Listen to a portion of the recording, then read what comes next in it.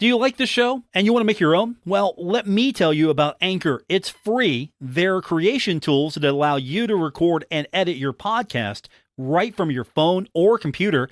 And now you can even add any song from Spotify directly to your episodes. The possibilities are endless for what you can create. Now, Anchor is going to distribute your podcast for you so it can be heard on Spotify, Apple Podcasts, and many more. And you can make money from your podcast. No minimum listenership needed. It's everything you need to make a podcast in one place. Download the free Anchor app or go to anchor.fm to get started. ESPN 94.1 FM and AM 930 present The Drive. It is Monday, September 26th. Your drive begins now on ESPN 94.1 and AM 930. I'm your host, Paul Swann, here until 6 o'clock, taking your phone calls. We do that at 877-420-TALK. And then we take your texts as well, which is a lot easier for me since it's just me today in the producer's booth. And we'll take your text at 304-396-TALK, 304-396-8255. What are we going to talk about today? Well, you think you're probably right. Marshall defeated on the road its first ever Sun Belt matchup, and it was against Troy. And Troy beat the Thundering Herd 16-7. It was not the day you wanted if you were a Herd fan. Marshall defensively kept Troy at bay for a lot of the game. And what I mean by that is you had an opportunity to win because you were limiting Troy. Troy was having success against you, but you were limiting them to field goal opportunities. And I feel like if you can limit a team to a field goal, no matter what they're doing, if you can keep them out of the end zone and instead they have to settle for field goals, then you should have an opportunity to go down and trade field goals for touchdowns. So if Marshall could manage to find itself in the end zone, Marshall could have beat Troy. It was a tough game. Give Troy a lot of credit. Troy is a team that we thought should have beat Appalachian State, or at least I thought that should have beat Appalachian State. We saw what happened with Appalachian State losing the James Madison. But still, I thought Troy was a team that should have had that win against Appy State. Instead, came into the game looking for its win, bounce-back win, got it against Marshall. Marshall, on the other hand, now, we don't know what's going to happen here the next few weeks. You got Gardner-Webb coming in. That's going to be the game that we're going to talk about for the rest of the week. So my question to you is, are you ready for Marshall and Gardner-Webb? Are you going to the game? Because I know there's a tendency that, okay, I'll come back when Marshall's good again. There's that tendency there. And you look at the opponent, it's not Louisiana, it's not App State, it's not one of the more attractive Sun Belt matchups. Instead, it's Gardner-Webb. And you might think, okay, sure, they were competitive with Coastal Carolina, but do I really care? It's Gardner-Webb. So I want to kind of get a feel from you today. Are you actually going? Saturday, is this going to be your, I'm taking the game off. I'm not going to that. We'll see what the actual attendance looks like. And the number we'll get will be, of course, tickets out. But we'll still see what the numbers look like on Saturday. So we got plenty of time to see if that rings true or not. Will there be a dip in attendance because of the last two games on top of its Gardner-Webb? Are you excited? Are you not excited? Let's get some of your text in. We do that again, 304-396-TALK, 304-396-8255. I appreciate you guys getting them in early. I do appreciate that. I've got Michael from Marion, Ohio. He writes in and asks, how do we beat the number 8 team in the nation and then lose the last two games? It's like we had two different teams and their problems in the program. One thing Coach Huff talked about, and I listened in a little bit on his Sun Belt presser today, and it's a little bit of the same from his presser on Saturday that I got to listen to only because, Dave Wilson from the radio network was so gracious enough to actually share it with me. If not, I don't think most of us would have got a chance to really hear what he had to say after his conversation with Mark Martin. But it was Coach talking about, there's more film on the herd now. Well, obviously, there's more film on the herd. And so he's sort of saying, look, we kind of got exposed a little bit. There's some things here we were covering up a little bit because there wasn't that much film on us. Notre Dame had what? The Norfolk State game to work with. Marshall had a good game plan against Notre Dame. It was then the number 8 team in the country. And Marshall was able to, I don't want to say surprise them. I don't want to try to analyze a game 2 weeks ago into this situation we're in now, but Marshall was able to take advantage of Notre Dame. Marshall saw something. And honestly, I'm not trying to take anything away from the win. It was against a ranked opponent. So you take the win against a ranked opponent. It goes in the record books. You upset a top 10 team. You upset them. You beat them. And you get to live off that victory for a long time now because coaches were saying, well, they beat Notre Dame. In the last 2 weeks, Bowling Green and Troy both referenced, hey, this team's good. They just didn't go in and beat Notre Dame. It wasn't a fluke. They were real. So I think Notre Dame is a little overrated, to be honest with you. And I don't want to take anything away from Marshall and his success. You went into South Bend, Indiana. You won that game. And you can buy the commemorative plaques. You can buy the commemorative shirts. You can get that Herald-Dispatch article with my good friend Luke Creasy's byline on it. You can buy that, hang that on your wall. Luke does not get an additional piece of the profit, I don't believe, but you can buy that and have that attractive Herald-Dispatch front page. You can frame that, and we can live off that forever. Marshall beat Notre Dame. First time ever playing Notre Dame and won that game. I still go to offices sometimes, and I'll see first SEC win. Some people are still living off the Clemson win or the South Carolina win, the Kansas State win. I've seen that out there. And those are great, but I still think Notre Dame was a little overrated. And then Bowling Green, just shake my head there. Troy, on the other hand, Troy's not a bad loss.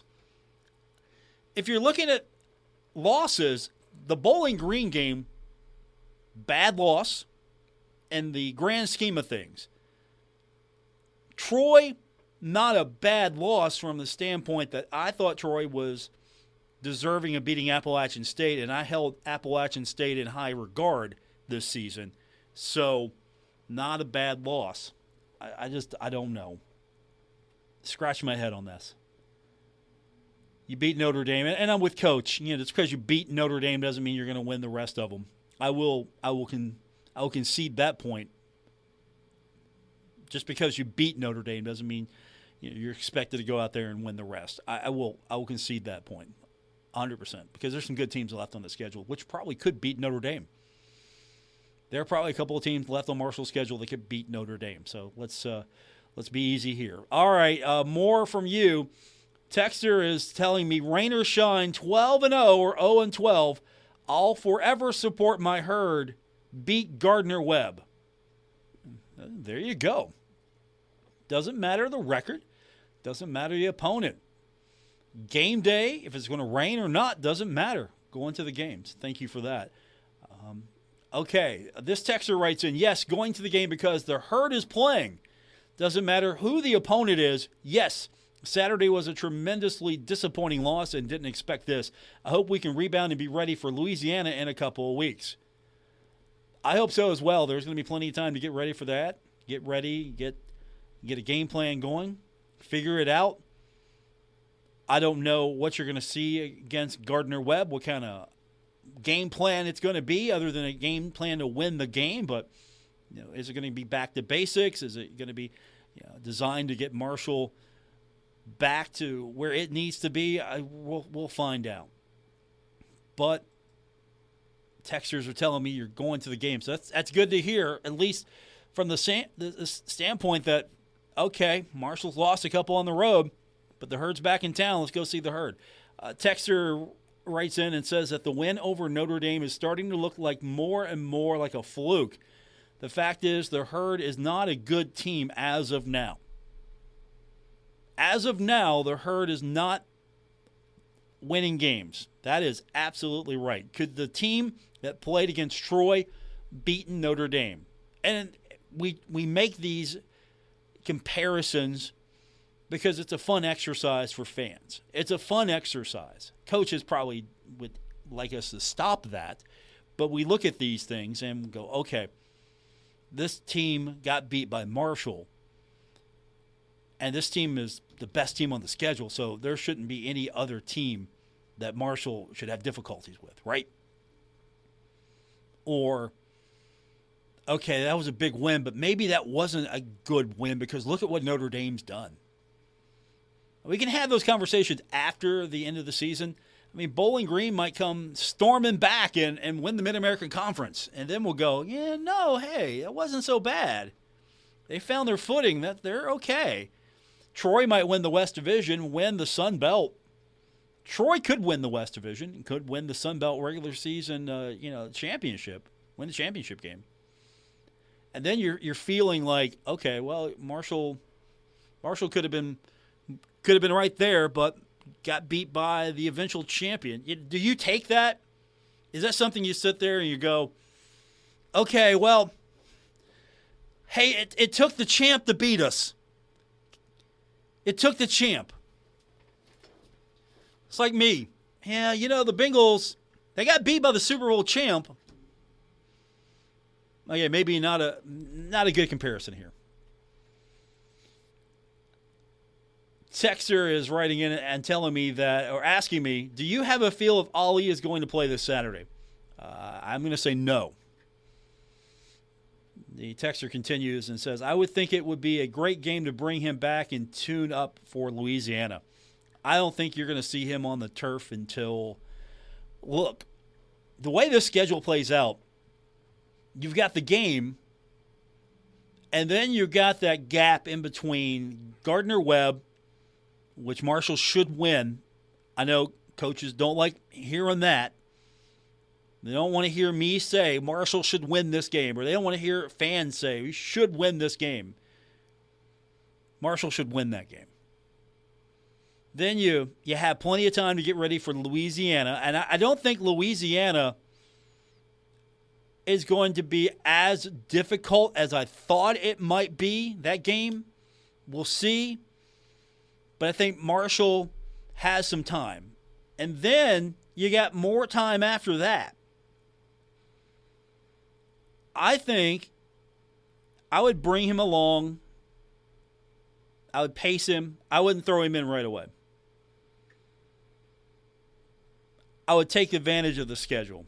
You don't want him to come back too soon. You definitely want to get him back in there, but you don't want him to come back too soon. So if I had to put a game on it, so let's be honest. It's not going to be the Gardner-Webb game. So on the 1st, I wouldn't have him out there. Then on the 12th, I wouldn't have him for the Louisiana game. And then we get to James Madison. I'd circle James Madison maybe. James Madison or Coastal.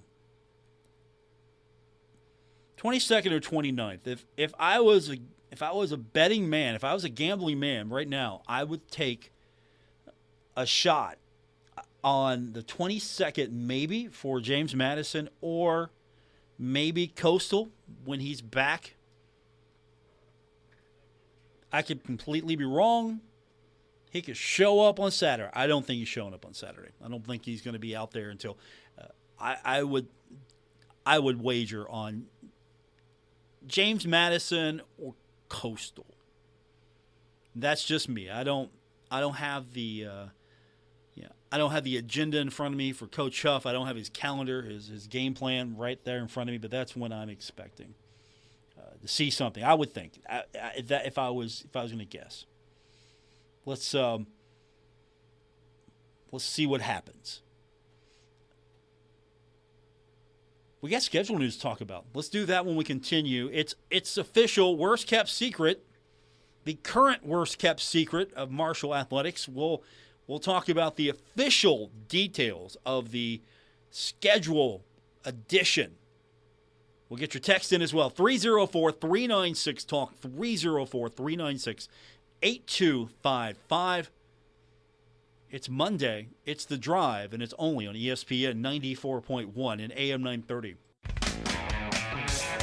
This is The Drive with Paul Swann on ESPN 94.1 FM and AM 930. Welcome back to your Monday, September 26th edition. It's The Drive on ESPN 94.1 and AM 930. We're taking your text this hour, 304-396-TALK, 304-396-8255. So on top of everything we've been talking about, Marshall and Troy, trying to put that aside and maybe look on to the next game against Gardner-Webb. My earlier question today to you, if you weren't with us, is are you ready to go? Are you set? Are you going to the game? Are you going to go watch Marshall play Gardner-Webb? You can text those comments and responses in again. 304-396-TALK, 304-396-8255. So we got the news today.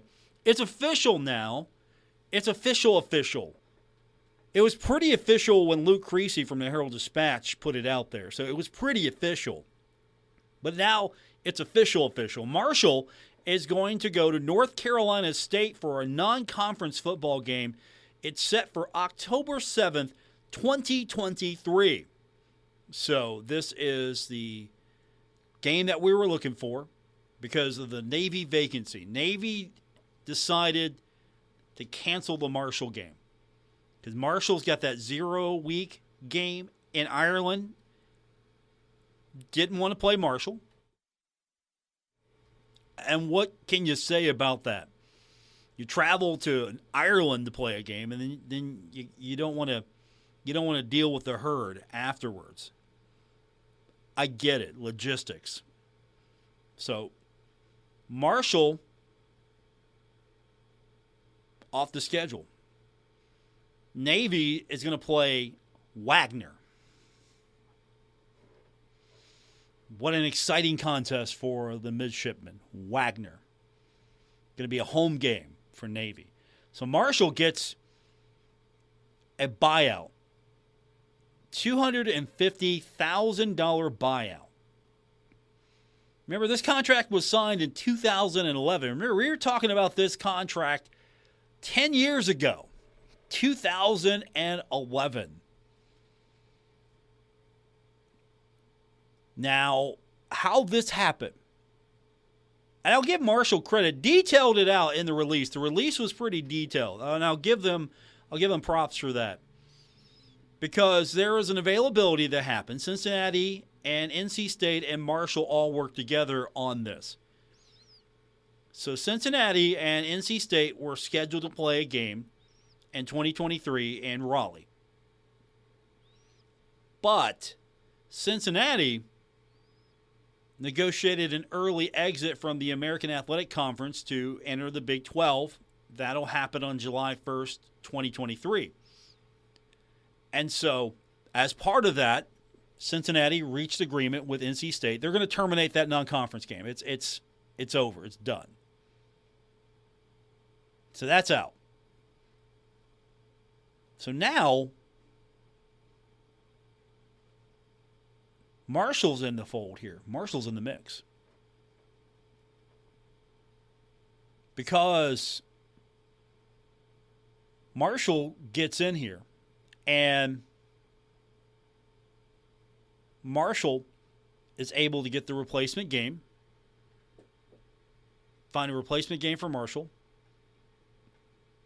And this is what the commissioner, this is what the athletic director I don't think he's I'm not promoting him to athletic director just yet. I like Commissioner Gill.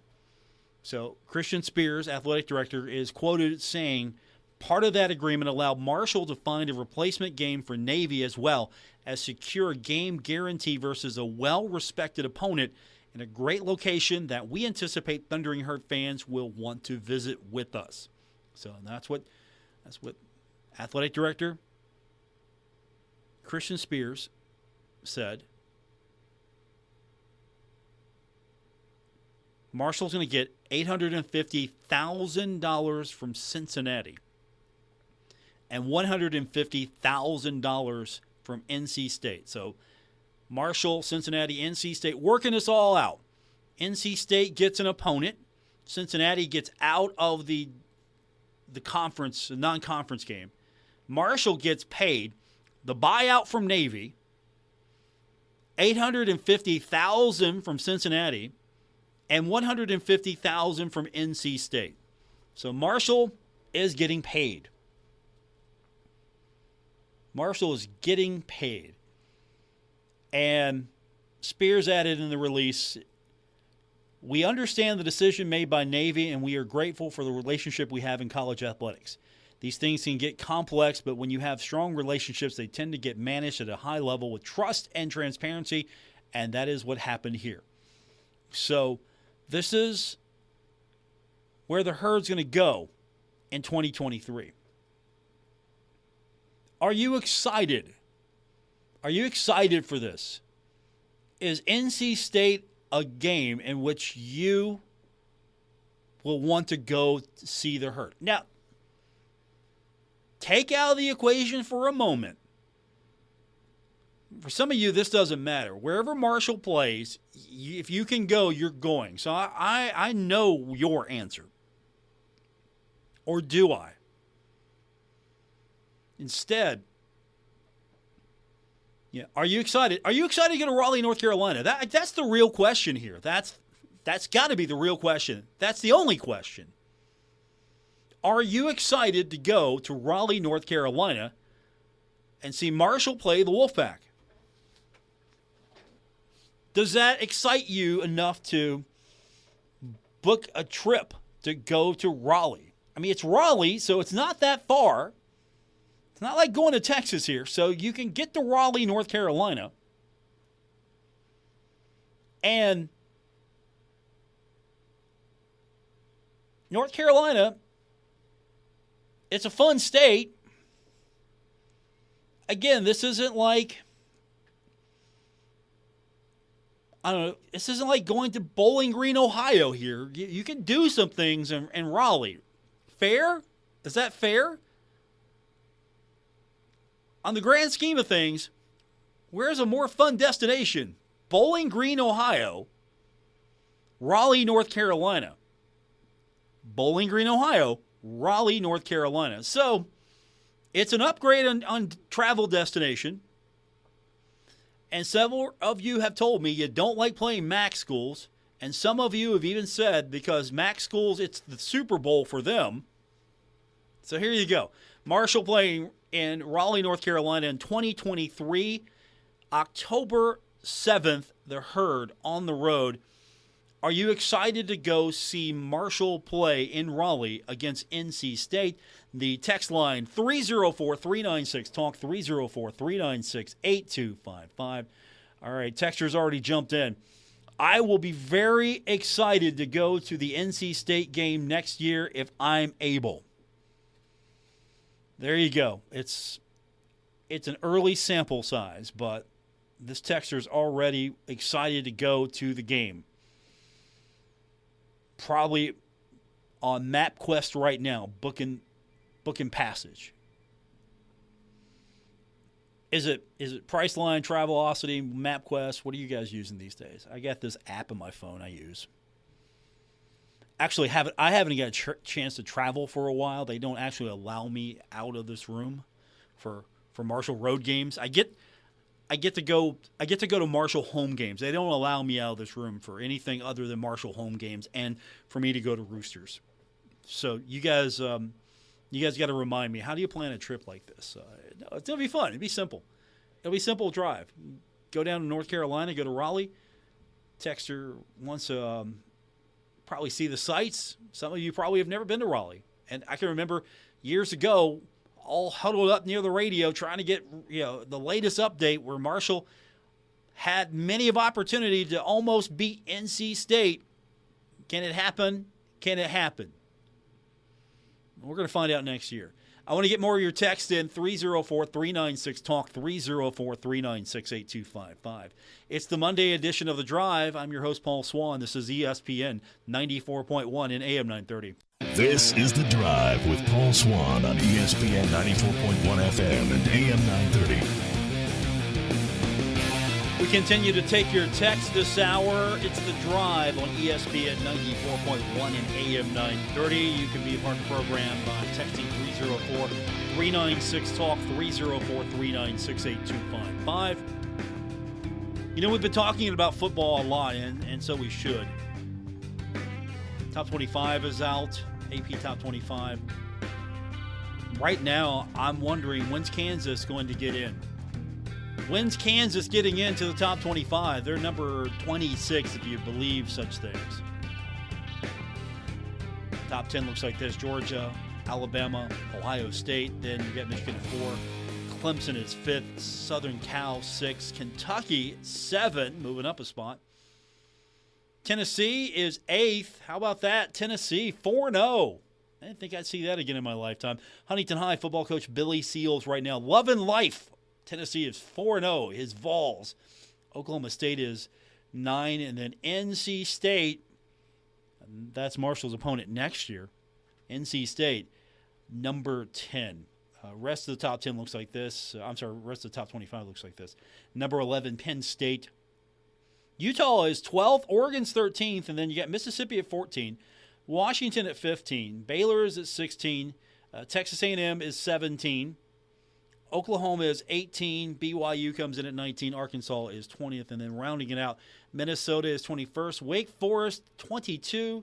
Hey, look, Florida State, there you are, not in the poll last week, 23rd. Pittsburgh is 24th, and Kansas State is 25th. So 3 new additions, Minnesota, Florida State. It's been a while since Florida State's had a real shot at that top 25 ranking, and Kansas State. As I mentioned, Kansas is receiving votes. So it's Kansas, Cincinnati, then Florida, Washington State, Syracuse, Oregon State, Texas Tech, LSU. Hey, I see you there, James Madison. I see you with four points. UCLA, Tulane, and then TCU. So imagine this, if you will. Here's a scenario for you. James Madison, which isn't eligible to win the conference championship. James Madison, which is not eligible to win the conference championship, not eligible to go to a bowl game this year. James Madison. Imagine if James Madison runs the table, is the uncrowned de facto champion here. Because really, even if James Madison finishes first in the East Division, I mean, for all purposes, they're the champ of the East. They can't go to the championship game. So they can win the division. They can't go to the championship game. And that means they can't go to, say, if they're highly ranked, they couldn't go to the Access Bowl or any bowl, in that matter. That would be hilarious to me. That here's James Madison making that step up and probably one of the most deserving teams. Now, there's a lot of things that have got to happen first. James Madison's got to run the table. And if you're a Herd fan, you hope that doesn't happen. You absolutely want to see Marshall beat James Madison. But James Madison, I mean, what if James Madison is ranked by the time Marshall gets a hold of him?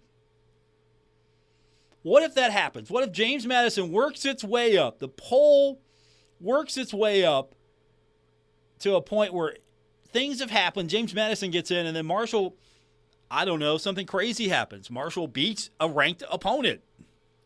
So you all have had 2 ranked wins. I know, I'm looking ahead. I'm looking way far ahead.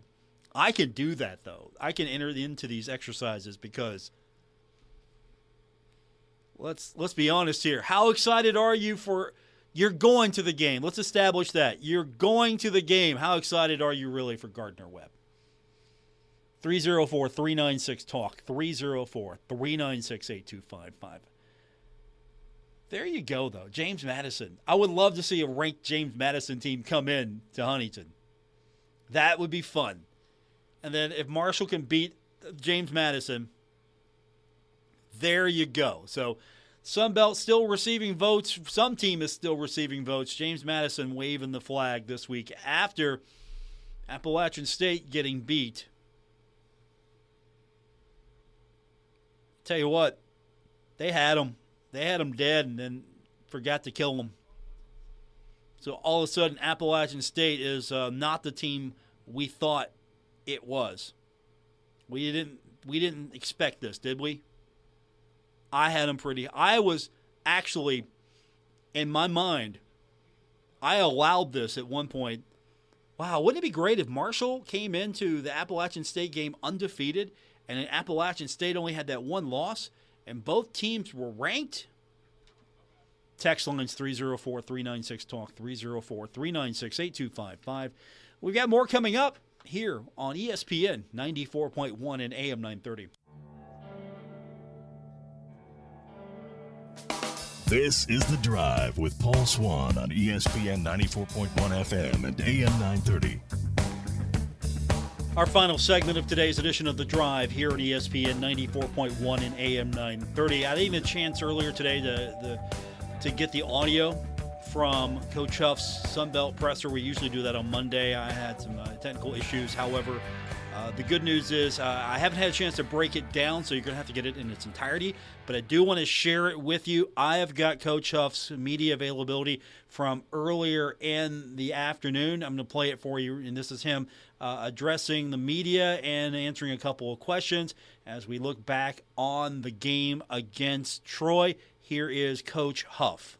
I'm excited to be back home in Huntington this week against a really good opponent, Gardner-Webb, coming in after 3 weeks on the road. To be back at home in front of our fans here in the Zone will be exciting. Thank you. Our first questions come from Alvaro Torres with Inzoners. Please go ahead. Hi, Coach Huff. Thank you for your time.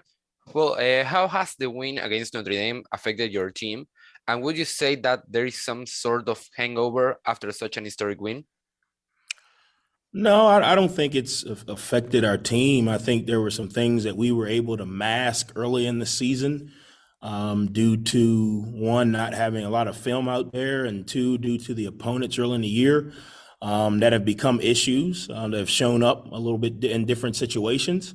I think there's some things that we didn't do in the first two games as far as turning the ball over, penalties, sacks, things that expose some of those issues more. That have happened in the last couple games. We deal with 18 to 22-year-olds, man. I mean, whatever's on TikTok now is interesting. Whatever's not, it's not. So for adults and fans, and yeah, it's easy to point to that, but trust me, our guys, that's the last thing that I would be concerned about being the hangover. Now, what they did last night or, what they talked about over the weekend, yeah.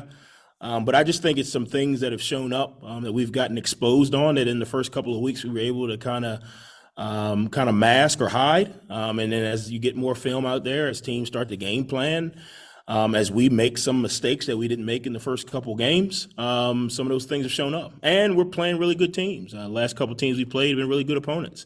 So as all those things kind of build up, those are the things that you got to continue each week to kind of fix and continue each week to adjust into moving forward. Thank you, Coach. Thank you. Our next questions come from Luke Creasy. Luke, please go ahead. Hey, Coach. How are you this morning? Good.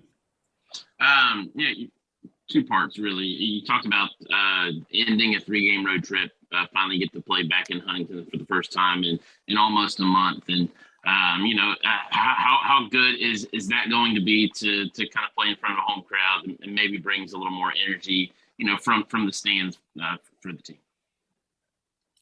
Well, I think it's always good when you can play at home just because there's a lot of fans in this community that us that just financially or, logistically can't go on every road trip, So I like playing in front of the fans here.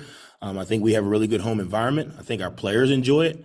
There's little kids that want to see the Herd play and they can't go to Troy or to Bowling Green for whatever reason that is. So from an energy standpoint, I think our energy's been good. I think our energy is good wherever we go. But I do think the fans, as close as they are to this team, as close as this team is to our community, to play in front of those guys, to get hugs in the parking lot, for everybody to be out there at the Thunder Walk, to me, that's something special. On Saturday after the loss, we talked about how kind of a similar start to this year as it was last year. Start 2-0, drop 2 games. How important is this next game to maybe get your bearings back and do things that you can do well? Well, yeah, I think, like you said, I mean, we're not in uncharted waters at all. I know perception or excitement and reality may, you beat Notre Dame, so you're supposed to win every game from now until the end of time. Not true. The reality is we were in a very similar situation last year where, we started out 2-0, like you said, we dropped 2, ended up being in the dogfight in game 4 or 5 or whatever it was, and it spun us into a few big wins. So again, it's not uncharted waters. I think what we got to focus on is not necessarily the opponent or how big the game is or where the game is. We got to focus on the things that we can control that lead to winning football. We got to focus on taking care of the ball. We got to focus on managing first and second down so you're not in 3rd and 10. We got to focus on protection. Defense played really well Saturday, but we gave up 320 some odd yards of passing. So it kind of gets mirrored in there, all the things that, are necessarily we need to clean up. That's what we need to focus on this week. Charles Huff, his comments to the media earlier this afternoon. And, of course, tomorrow it's his presser when he's actually in front of the local media. We will have his reaction and, of course, his responses to all the questions that he's going to get tomorrow. We'll have that for you on tomorrow's edition of The Drive right here on ESPN 94.1 and AM 930. And, of course, this is game week at home. Gardner-Webb, the opponent.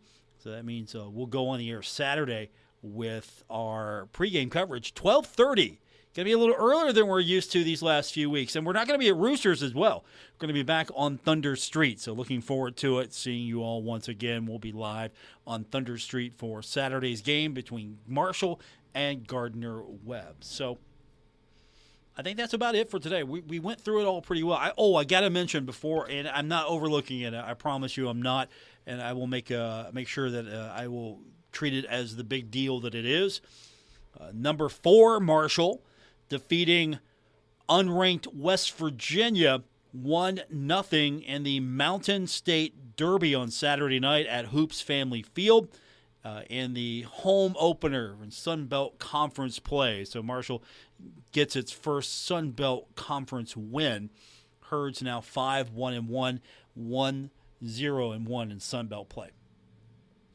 And on top of that, the Marshall women's soccer team got its win, looking for its conference win for a while. It got a win over Appalachian State 3-2 Sunday.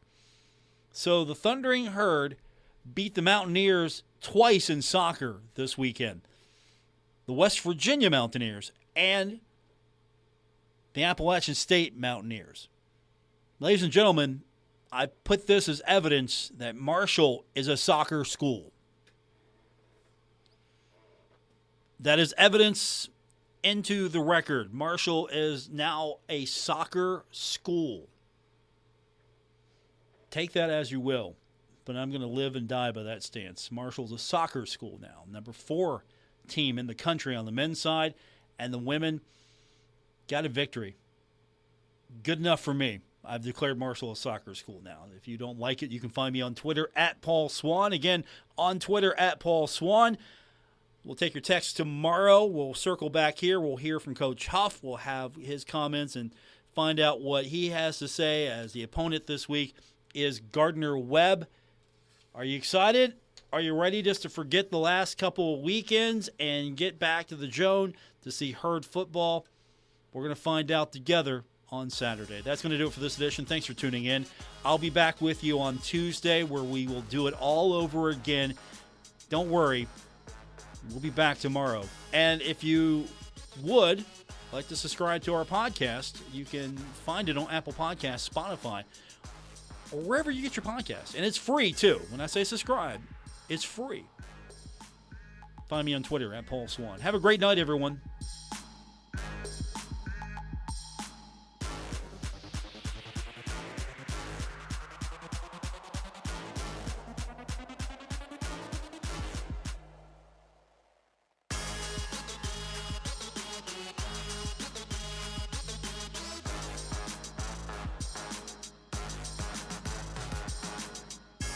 WRBC Huntington, W227BS Huntington. This is your radio home for Pittsburgh Pirates baseball, ESPN 94.1 FM and AM 930.